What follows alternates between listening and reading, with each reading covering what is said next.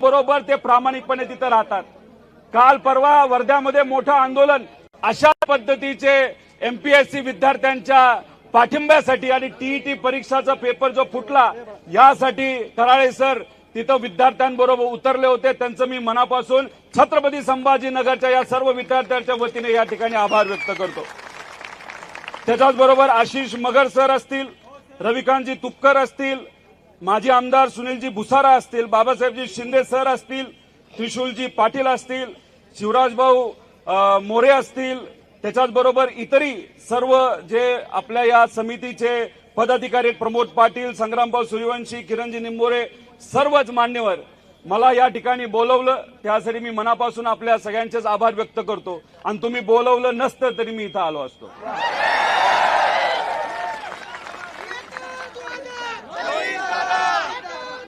या छत्रपती संभाजीनगर याच्याबद्दल या शहराबद्दल जेव्हा आपण विचार करतो, या नावाबद्दल जेव्हा विचार करतो, आपल्या सगळ्यांना संघर्ष दिसतो।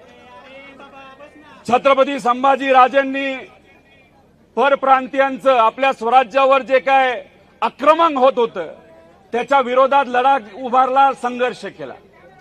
आपल्या जवळच्या लोकांनी गद्दारी केली, आपल्या सिस्टमच्या विरोधात सुद्धा त्यांना संघर्ष करावा लागला। तसंच तुमची परिस्थिती आहे। हे जे पेपर फोडणारे लोक आहेत ते सत्तेतले लोक आहेत, त्यांना आपण परप्रांतीय बोलायला काही हरकत नाही। आणि आपल्याला दुसरी कुठली अडचण आहे? आपली आर्थिक अडचण, आर्थिक ताण। आपले आई वडील कष्ट करतात, शेतामध्ये राबतात, शेती करतात, मजुरी करतात, कसा तरी पैसा गोळा करतात आणि त्यातून कशी तरी तुम्ही फी देता। परीक्षेची फी असेल नाही तर क्लासेसची फी असेल, पण प्रामाणिकपणे अर्ध जेवण खाल्लं तरी चालेल, पोहा खाऊन अख्खा दिवस काढला तरी चालेल, चहा बिस्किट खाऊन दिवस काढला तरी चालेल, पण आई वडिलाचं स्वप्न हे पूर्ण झालं पाहिजे यासाठी तुम्ही त्या ठिकाणी संघर्ष करता। आता कशासाठी आपण रस्त्यावर आलोय? बघा, हा निर्णय एमपीएससीचा निर्णय बघितलाय का? बर मला सांगा, लहानपणीपासून आपण एलकेजी मध्ये असताना आपले आई वडील नाही तर शिक्षक आपल्याला शिकवतात, अंगणवाडीपासून काय शिकवतात? बालवाडी घ्या नाही तर जन्मल्या घ्या, काय प्रॉब्लेम? बर आपला आकडा आता एक एक मागणी वाढत गेली तर इथं संपायचंच नाही आपल्याला, तिथं पोलीस जातील कोम्यात। मला सांगा, आपले जे कुठले आकडे आहेत तो आकडा कुठल्या नंबर पासून सुरू होतो? 1 नंबर। आणि एमपीएससीचा निर्णय जर बघितला 2 नंबर पासून सुरू झाले, म्हणजे निर्णय देत असताना सुद्धा त्याच्यामध्ये 2 नंबरी केली असं मला वाटतं।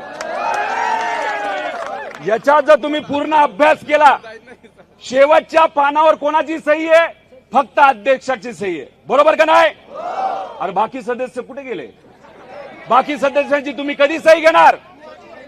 त्याच्यात अजून जर खोलात तुम्ही गेला, जर सगळं वाचलं, त्याच्यात सांगितलं आहे मध्य प्रदेशमध्ये, उत्तर प्रदेशमध्ये, बिहारमध्ये, तमिळनाडूमध्ये, केरळमध्ये अशाच पद्धतीने ऑनलाईन परीक्षा घेतल्या असं सांगितलंय। हे साप चुकीचे, हे साप खोटं आहे। मी तुम्हाला सर्वांना सांगतो, या सर्व राज्यांमध्ये येणाऱ्या महिन्यांमध्ये ज्या परीक्षा घेतल्या जाणार आहेत त्या सगळ्या ऑफलाईन पद्धतीच्या आहेत। त्यामुळे मग आमच्या विद्यार्थ्यांना आणि सर्व लोकांना तुम्ही का फसवतायत असा आमचा प्रश्न आहे। त्याच्याच बरोबर तुम्हा सर्वांना सांगतो, तुम्ही तुमच्या हक्कासाठी लढताय, आम्ही तुमच्या बरोबर आहोत, पण सुप्रीम कोर्ट सुद्धा तुमच्या बरोबर।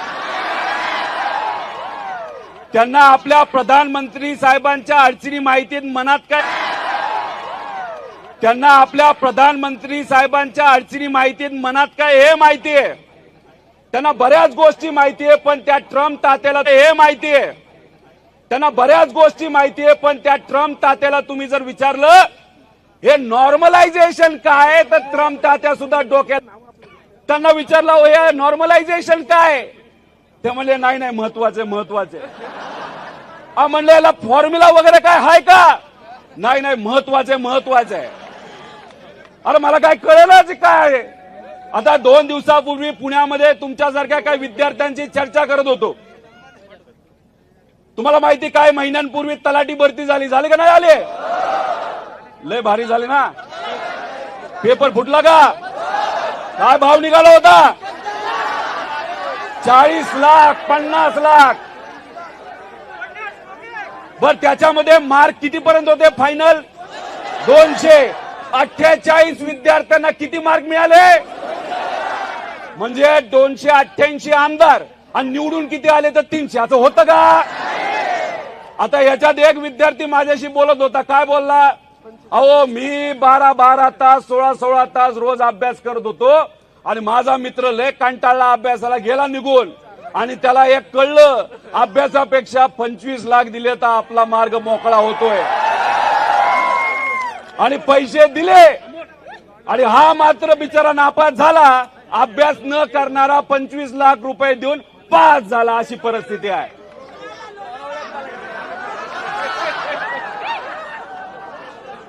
हे का ठेवलं गेलंय तुम्हाला सांगतो. नॉर्मलायझेशन, त्याच्यामध्ये आपल्याला कन्फ्युजन व्हावं. तुम्ही जर बघितलं असेल, एक मुलगा मला बोलला, मी अभ्यास करायचो कितीतरी तास, मी तिथं लायब्ररीमध्ये बसायचो, मला मार्क पडले 92 आणि नॉर्मलायझेशनली ते झाले 110 आणि माझा भाऊ पुस्तक सुद्धा उघडत नव्हता. तो बसायचा दुकानावर आणि वेळ आहे म्हणून दिली परीक्षा.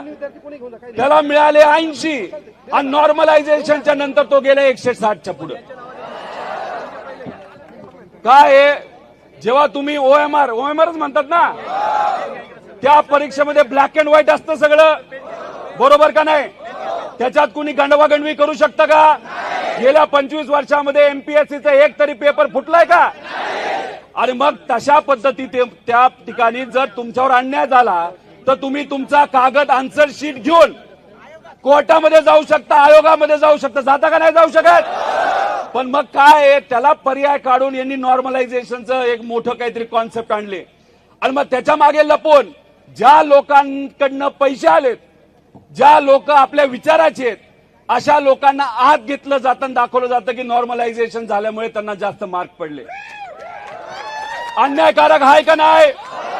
आहे का नाही सांगा मला तुम्ही सांगा. जर पैसे देऊन एखादा अधिकारी माणूस झाला तर उद्या एखादा गरीब शेतकरी, मजूर, सामान्य व्यक्ती त्या अधिकाऱ्याकडे गेला, फुकटात सेवा देणार आहे का?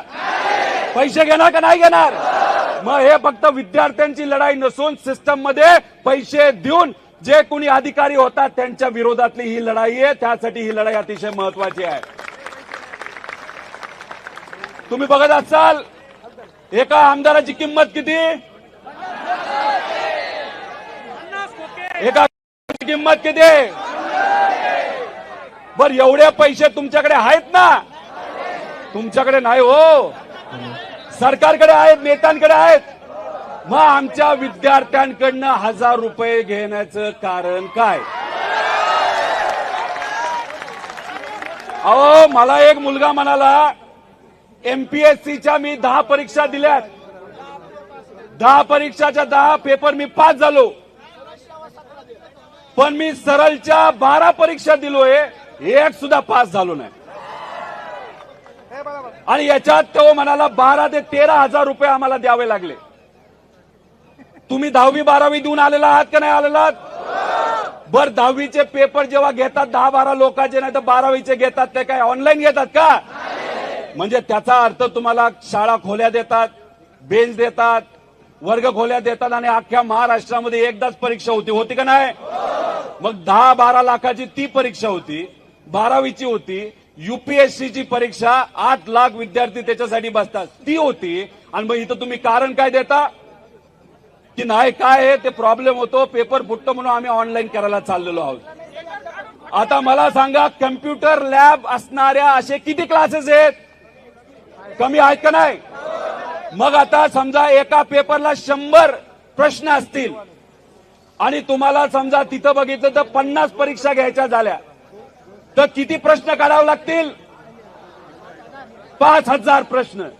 त्याच्यात समजा एका सत्रामध्ये नाहीतर एक जे तुमची समजा 7ची बॅच असेल 9ची बॅच असेल त्याच्यामध्ये एका प्रश्नामध्ये गडबड झाली तर अख्खे मागचे लोक तिथं अंडे होऊ शकतो का नाही होऊ शकत? आणि तुम्ही आता जेव्हा ऑफलाईन घेता पेपरवर काय लिहिलंय ते समोरासमोर दिसतं. ऑनलाईन गेल्यानंतर तुम्हाला पुढच्या पेजवर जावं लागतं आणि विसरला तर परत मागच्या पेजवर जावं लागतं. त्यात तुमचा जास्त वेळ जातो. तर हे जे काय हे आपल्याला थांबवलं पाहिजे. त्याचं कारण असं आहे की सरकारमध्ये बसणाऱ्या काही लोकांना याच्यातून भ्रष्टाचार करायचा आहे, याच्यातून पैसा खायचा आहे आणि हे कुठेतरी आपण सर्वांनी आणून पाडायचंय. तुम्ही त्यांच्या ह्याच्यामध्ये दिलेल्या एका लिंकवर गेलाय का? कुठं जाती ती लिंक? TCS ला जाते. आता मला तुम्ही सांगा, विद्यार्थ्यांची परीक्षा पेपर तुमचा TCS बरोबर तुमचा कॉन्ट्रॅक्ट आधीच झालाय आणि TCS ला ताकद देण्यासाठी, TCS ला पैसे देण्यासाठी ही परीक्षा जर तुम्ही ऑनलाईन पद्धतीने आमच्यावर लादत असाल तर आम्ही सुद्धा मराठी माणसं आहोत. आम्ही कुठं घाबरणार नाही, लढल्याशिवाय राहणार नाही. टीईटीच्या परीक्षेचं काय झालं? 6.5 लाख विद्यार्थी बसतात. अन्याय झाला का नाही झाला? त्याच्यामध्ये सुद्धा पेपर फुटला. दुर्दैव असं की काही लोकांनी मला सांगितलं की मंत्री महोदयांना सुद्धा माहित नव्हतं पेपर फुटला. त्याचं कारण असं आहे त्यांच्या खात्यामध्ये त्यांना कुठंच अधिकार नाहीये. दुसरीच लोक त्याच्यामध्ये तिथं लक्ष देत आहेत. त्यामुळे आपल्याला टीईटी पेपरला बसणारे आमचे जे पुढचे सर्व शिक्षक आहेत त्यांच्या आपल्याला राहायचं का नाही राहायचं? पण टीईटी वाल्या सगळ्या विद्यार्थ्यांना मला सांगायचंय, MPSC परीक्षेसाठी हे जे सर्व विद्यार्थी लढतायत त्यांच्या पाठीमागे तुम्ही राहणार का नाही राहणार? बरं, आपले काही विद्यार्थी नीट परीक्षेसाठी बसतात, तिथे पेपर फुटतो, त्यांच्या पाठीमागे तुम्ही सर्वजण संघटित राहणार का नाही राहणार? कारण का ही लढाई तुमची आहे, आपल्या सगळ्यांची, आणि आपण सर्वजण विद्यार्थी म्हणून या सर्वच विद्यार्थ्यांच्या पाठीमागे त्या ठिकाणी राहिलो तर नक्कीच कुठं ना कुठंतरी आपल्या सर्वांना यश मिळण्याशिवाय राहणार नाही. आता आज इथं आंदोलन झालं, नंतर ही कृती समिती आपल्या सर्वांना मार्गदर्शन करेल पुढचं आंदोलन कुठे. पण मला असं वाटतं त्याच्या आधी एक स्टॉप आपण पुण्याला घेऊया. पुण्याला घेऊया ना. आता वारी कधी संपती पुरी? 24 पेपर आहे. हा, 72 कोटी रुपये एका टीईटीचे असतात ना, एका टीईटीला 13 किंवा 14 तारीख. हा बघा, मला असं वाटतं आंदोलन करत असताना स्टेनोचा पण विषय महत्वाचा आहे. मी स्वतः राधा मॅडमला भेटलो होतो, बोललो होतो, मंत्र्यांना भेटलो. त्यांनी जो युक्तिवाद मला दिला, त्यांनी मला सांगितलं काय झालंय, आर्टिफिशियल इंटेलिजन्स आलेलं आहे. आता फोनवर बोललं तरी टायपिंग होतं, मग टायपिस्टची काय आपल्याला जरूरत आहे असं त्यांनी मला सांगितलं. पण त्यांनी काही सांगितलं तरी मी तुम्हाला आश्वासित करतो, तुमच्या सर्वांसाठी आम्ही लढणार आणि जिंकणार सुद्धा. 5 दिवसापूर्वी मुख्यमंत्री साहेबांना भेटलो तुमच्या विषयासाठी. ऑफलाईन परीक्षा घेण्यात यावी, ऑनलाईन घेऊ नये. चर्चा बरीच झाली. शेतकऱ्यांचा मुद्दा होता. त्याच्यानंतर मी त्यांना म्हणलो, साहेब विद्यार्थ्यांचा विरोध आहे, सर्व विद्यार्थी एकत्रित आलेले आहेत की कृपा करून तुम्ही ऑनलाईन घेऊ नका, तुम्ही ऑफलाईन घ्या. त्यांनी मला सांगितलं तुम्ही बोलत असाल आणि विद्यार्थी बोलत असतील तर आम्ही सकारात्मक आहोत. मला फक्त जाता जाता एकच सांगायचंय, राजकीय लोक जेव्हा म्हणतात ना सकारात्मक, त्याच्यावर अजिबात विश्वास ठेवू नका. पण गेल्या काही दिवसांमध्ये विदर्भामध्ये जिथं जिथं आंदोलन झालं, आज इथं जे आंदोलन होतंय, काल परवा लातूरमध्ये आंदोलन करण्याचा प्रयत्न केला, 140 कलम लावून टाकलं, तिथं वर्धेलाही लावलं, तरी तुमचं झालं. आता पोलीस प्रशासनाला सांगतो, पुढचं आंदोलन हे सर्व विद्यार्थी पुण्याला घेतील. तुम्हाला किती पोलीस आणायचे तेवढे आणा, तुम्हाला किती ताकद लावायची तेवढी लावा. आम्ही काय घाबरत नाही आणि आम्ही काय झुकणार. काय डायलॉग आहे ते कुठल्या तरी पिक्चरला? परत एकदा मागच्यांना विचारतो. त्यामुळे अधिकाऱ्यांशी पण आम्ही बोलतोय. एकनाथ शिंदे साहेबांबद्दल त्यांच्याशी पण बोलणं झालं आणि त्यांना पण सांगितलंय, मुख्यमंत्र्यांना साहेबांना पण सांगितलेलं आहे आणि सामान्य प्रशासनाच्या ज्या सेक्रेटरी आहेत त्यांना सुद्धा सांगितलेलं आहे की 12 तारखेपर्यंत आमची परीक्षा आहे विद्यार्थ्यांची आणि आम्ही सरकारला संधी देतो. लगेचच आम्ही आक्रमक होणार नाही. आम्ही शांततेत गोडीत सांगतो. पण आमच्या 12 तारखेच्या परीक्षा होऊस तर तुम्ही हे ऑनलाईन प्रकरण बंद नाही केलं तर मग सगळंच संपेल तुमचं. तुम्हाला परवडणार नाही. आणि इथं आम्ही भूमिका घेत असताना कुठेही राजकीय भूमिका घेत नाही. आम्ही तुमच्या बरोबर फक्त तुमचे कार्यकर्ते म्हणून याच्यामध्ये सहभाग तिथं घेत आलेलो आहोत. आणि राजकारण इतकं वंगाळ झालंय काय सांगू तुम्हाला. अजितदादा म्हणायचे हे जे नेते आहेत ना आज इथं असतो नंतर तिथं असतो. पण 2029 ला तुम्ही सर्वजण महाराष्ट्राचे सामान्य लोक महाराष्ट्रामध्ये नक्कीच क्रांती करतील असा मला विश्वास आहे. त्यामुळे इथं जे विद्यार्थी नेते युवा नेते उभे आहेत ना बरेचसे, उद्या जाऊन प्रस्थापित लोकांना तिकीटच द्यायला नको. उद्या जर तुमचा आवाज अधिवेशनामध्ये भक्कमपणे मांडायचा असेल तर अशा लोकांना त्या ठिकाणी आपण उद्या जाऊन संधी दिली पाहिजे. फक्त कांगणे सर नाही, इथं कराळे सर आहेत, आपले साबळे सर आहेत, पलीकडे आहेत, सगळे आहेत. अभिजित भाऊ कुठे गेले? अभिजित भाऊ आहेत. विद्यार्थ्यांच्या वतीनं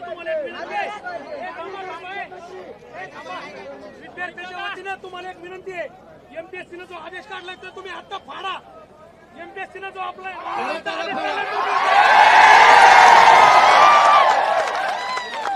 बघा, एमपीएससी कोणाच्या तरी सांगण्यावरनं दुर्दैवाने त्या ठिकाणी चालते. त्यामुळे एमपीएससीला पण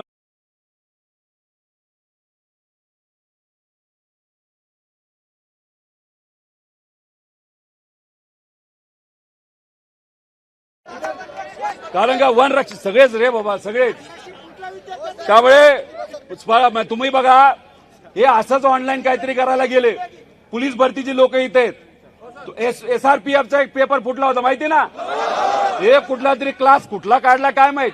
75 सगळे क्वेश्चन 85% सगळे तिकडचेच प्रश्न काय असेल ते. तो फुटला.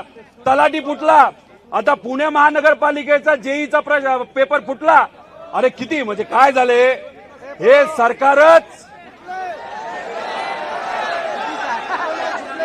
सरकारच कशावर उभं राहिलंय.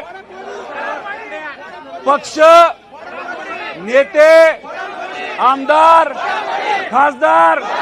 त्यामुळे यांना काय वाटतं की पेपर फुटला पाहिजे.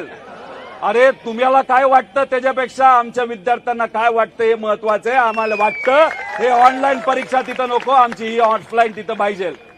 आणि हेच बोलत असताना उद्या जाऊन जेव्हा केव्हा संघर्षाची वेळ येईल ना तुम्हाला आपल्या सगळ्यांना रस्त्यावर उतरावं लागेल. आता खरं तर एक क्रांती चौकामध्ये मोठं आंदोलन होणार होतं. परमिशन नाही मिळाले.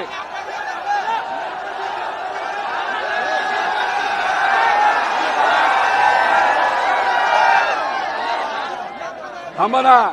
कांगणे सरांनी काय सांगितले. ये तो झाकी काय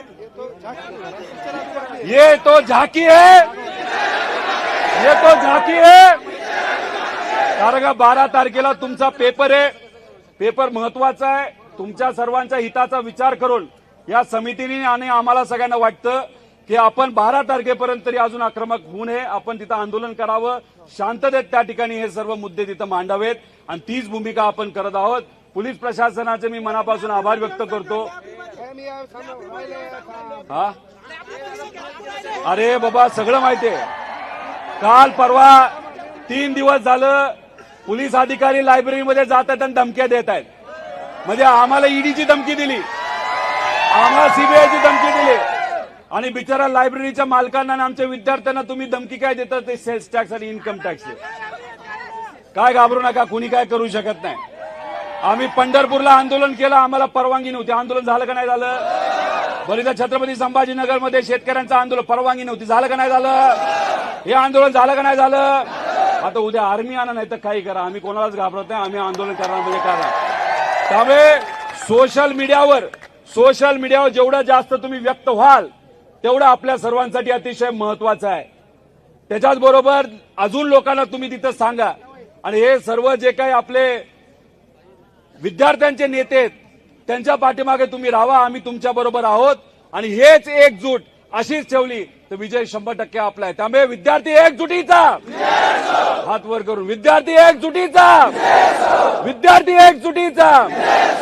जय हिंद, जय महाराष्ट्र, जय विद्यार्थी.